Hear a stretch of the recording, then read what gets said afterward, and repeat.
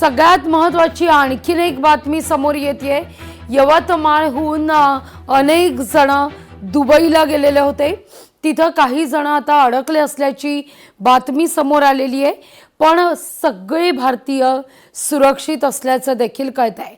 या सगळ्या युद्धाविषयी आपण अधिक जाणून घेणार आहोत। आपल्या संवेद अर्थातच निवृत्त लेफ्टनंट जनरल आणि संरक्षण तज्ञ सतीश ढगे सर सुद्धा जोडले गेलेले आहेत। सतीश सरांचं मी स्वागत करते। तर आपल्या सोबत यवतमाळहून रवींद्र जाधव सुद्धा या क्षणी जोडले जात आहेत, जे अर्थातच जागृती जाधवचे वडील आहेत। त्या दुबईत अडकलेल्या आहेत। आपण त्यांच्याशी सुद्धा संवाद साधणार आहोत। सुरुवातीला मी जाते अर्थात रवींद्र जाधव यांच्याकडे। नमस्कार, स्वागत आहे तुमचं लोकशाही मराठीमध्ये। जागृतीशी काही संपर्क झालाय का? कशी आता त्या ठिकाणी व्यवस्था करण्यात आलेली आहे? काय सध्या स्थिती आहे दुबईमध्ये? जागृती सध्या स्वतःच्या घरीच आहे। तिची तिकीट रद्द झाली। रद्द झाल्यानंतर ती तेव्हापासून घरीच आहे आणि सध्या ती सुरक्षित आहे। अगदी या सगळ्या विषयी दुबईमध्ये सध्या काय घडतंय? तिथं UAEनं देखील संताप व्यक्त केलेला आहे या सगळ्या इराणच्या कृती संदर्भात।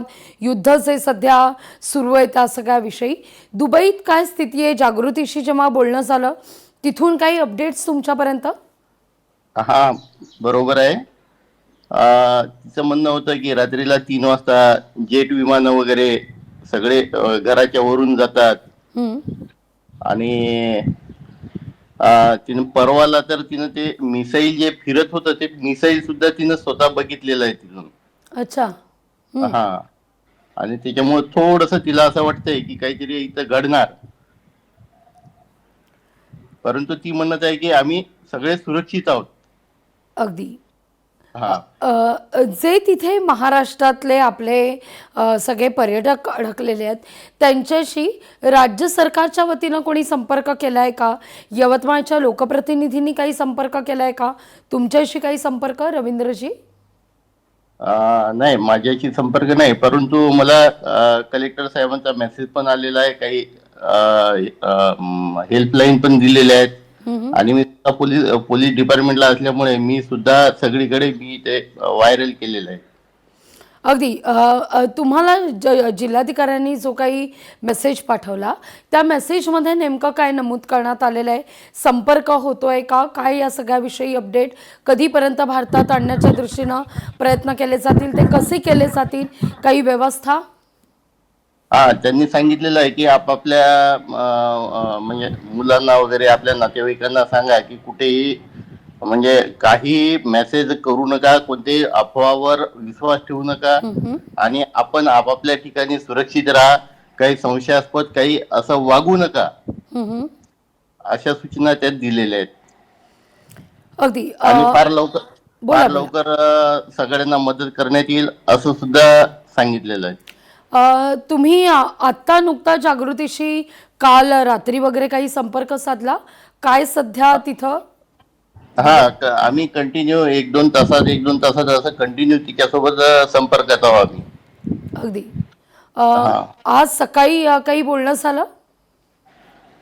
हा, बरोबर आहे। सकाळी 7-7:30 वाजता बोलणं झालं आणि तिचं तेच म्हणणं होतं की 3:30 वाजता काहीतरी जेट विमानं घराच्या वरून फिरत होती।